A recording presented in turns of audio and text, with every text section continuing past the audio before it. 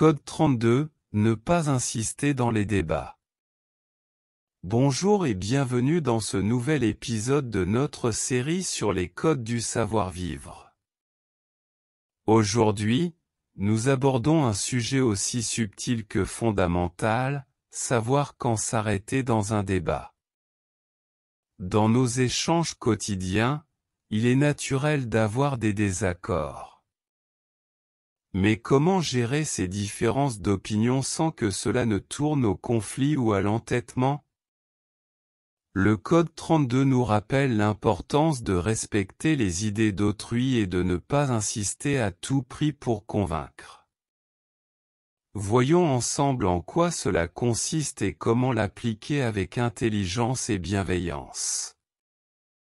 Code 32, ne pas insister dans les débats. Dans une conversation ou un débat, il est naturel d'avoir des opinions différentes. Cependant, insister excessivement pour convaincre l'autre de son point de vue peut rapidement devenir source de tension ou d'agacement. Respecter les divergences d'opinion montre une capacité d'écoute et un respect pour la diversité des idées. Quelle en est la valeur?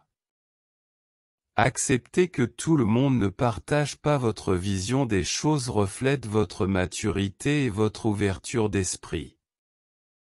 Forcer un débat ou refuser de conclure sur un désaccord peut détériorer la qualité des échanges et nuire aux relations. L'objectif n'est pas de gagner, mais de comprendre et d'être compris. Comment l'appliquer?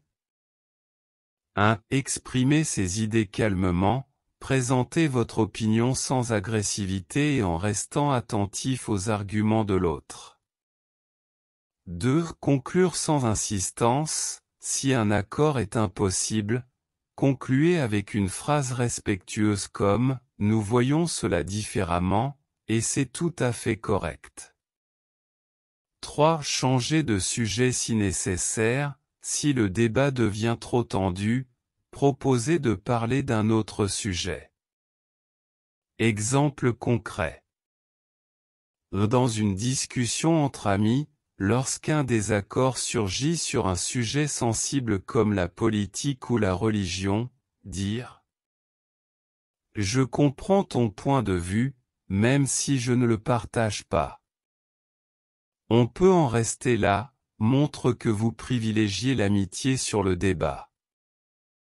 En réunion professionnelle, si un collègue propose une approche différente de la vôtre, répondre « Merci pour ton avis.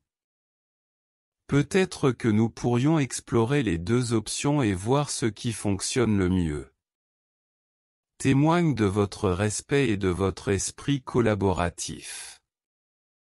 Conclusion.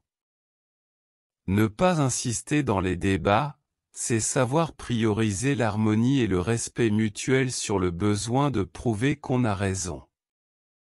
Cette attitude encourage des discussions sereines et constructives tout en évitant de créer des divisions inutiles. Merci de votre écoute. N'oubliez pas de vous abonner pour ne manquer aucun des prochains codes du savoir-vivre. Si ce contenu vous a parlé ou vous a édifié, pensez à lever le pouce, à commenter et à le partager autour de vous pour contribuer à un monde plus respectueux. À très bientôt pour un nouveau code.